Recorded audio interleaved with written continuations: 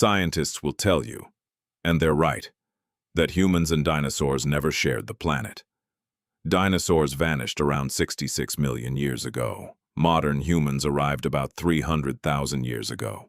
The gap between those two numbers is so enormous, it barely makes sense to say out loud.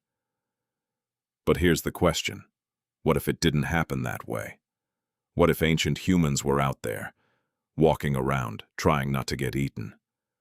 How would they survive? What would that life even look like? That's what we're doing today. Full what-if mode. Let's go. Welcome back. And if you're new here, this channel lives in the questions that don't have clean answers. The weird corners of history. The stuff that makes you go, wait, seriously? Subscribe if that sounds like your kind of thing. Today's question. If prehistoric humans had to share the world with T-Rexes, Triceratops, giant ground sloths, terror birds, real animals, not movie monsters, how would it go? Would we make it? Short answer, probably not well, but let's actually walk through it because the details are wild. First, strip away everything modern. No cities, no roads, no electricity, no hospitals. The humans in this scenario are early Homo sapiens, maybe Neanderthals. They live the way our ancestors actually lived. Caves, fire, stone tools, small bands of 20 to 50 people, moving through a landscape that's trying to kill them. They hunted mammoths. They survived winters that would end us. That's the baseline we're starting from. Now drop a T-Rex into that picture and see what happens. Problem number 1, size. A T-Rex stood about 12 feet tall, stretched up to 20 feet long, and weighed somewhere between 8 and 14 tons. That's 5 or 6 cars stacked together.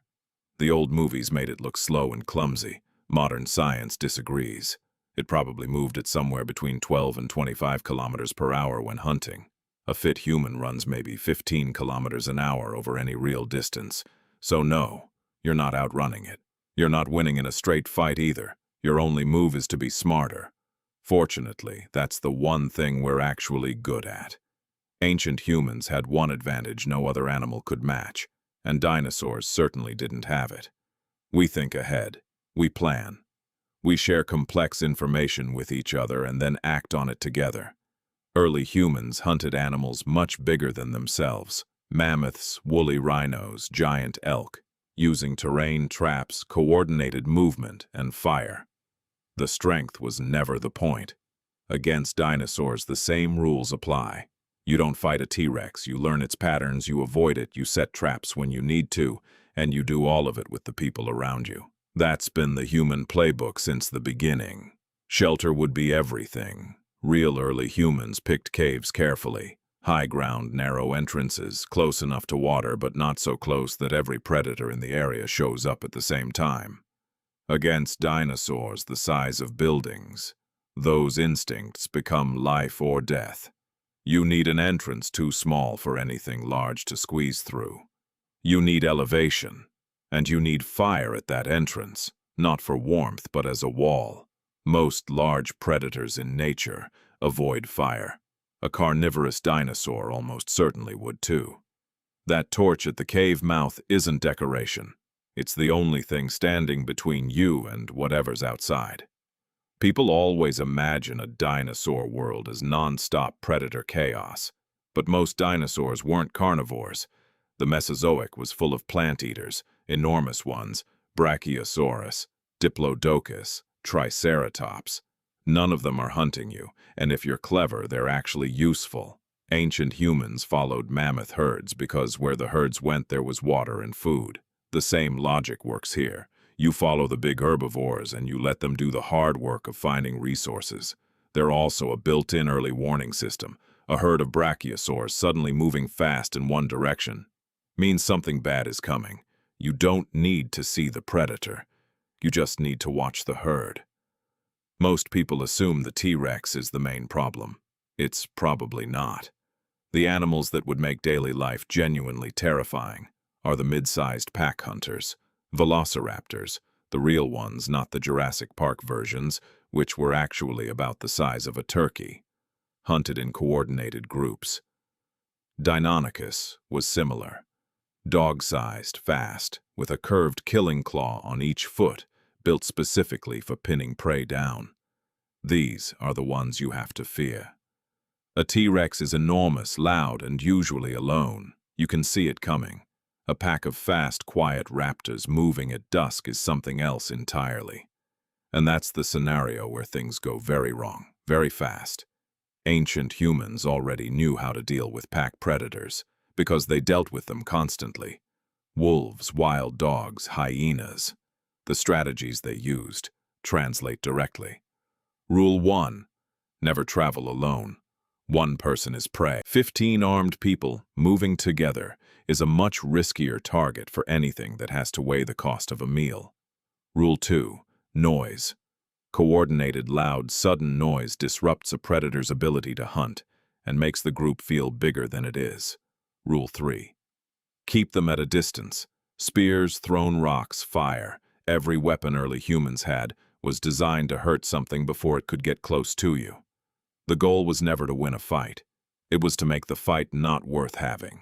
So, what are you actually eating?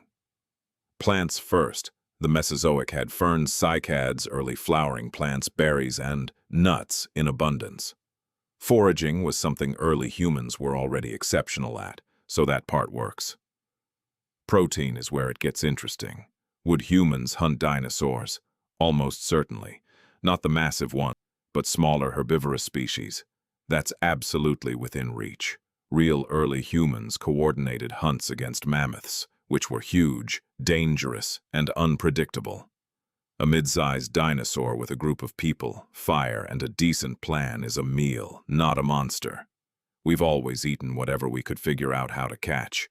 Every civilization, every animal, every ancient person organizes their life around water.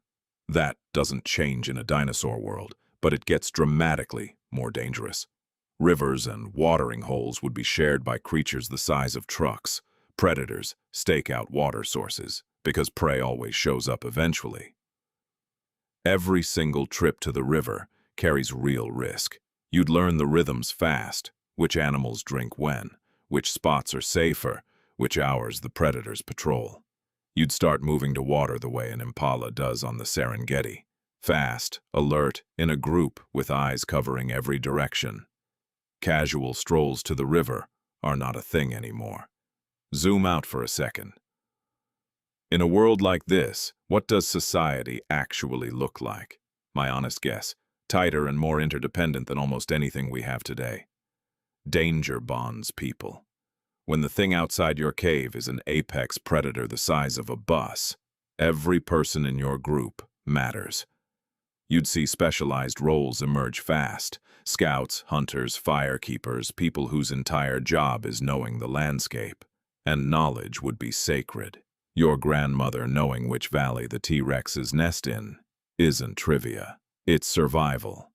That information gets passed down with care, repeated out loud, committed to memory. In a world that dangerous, the most valuable thing a person can carry isn't a weapon. It's what they know, which brings up something I find genuinely fascinating. Language. The pressure to communicate precisely in an environment that lethal would force complex language to develop fast. Think about what you'd need to say. Large predator, 3 ridges east, moving south toward the water. That's not a sound or a gesture. That's a full sentence with spatial reasoning, time, and direction packed into it. Some researchers actually believe that coordinating against dangerous predators was a major driver of early language evolution, that the need to share precise information under pressure is what turned simple calls into real speech. A world full of dinosaurs would make that pressure extreme. You'd evolve language or you'd die. Could ancient humans have survived in a world with dinosaurs? Maybe. With fire, strategy, shelter, and the one thing we've always had, the ability to think, we'd give it a real shot. Would we thrive? Not easily. Would it be terrifying? Every single day, but we've always figured out a way through. That's kind of the whole story of us. Drop a comment. Which prehistoric creature would scare you most if you had to live alongside it? I genuinely want to know. Hit like if you made it this far, and subscribe if you want more of this. See you in the next one.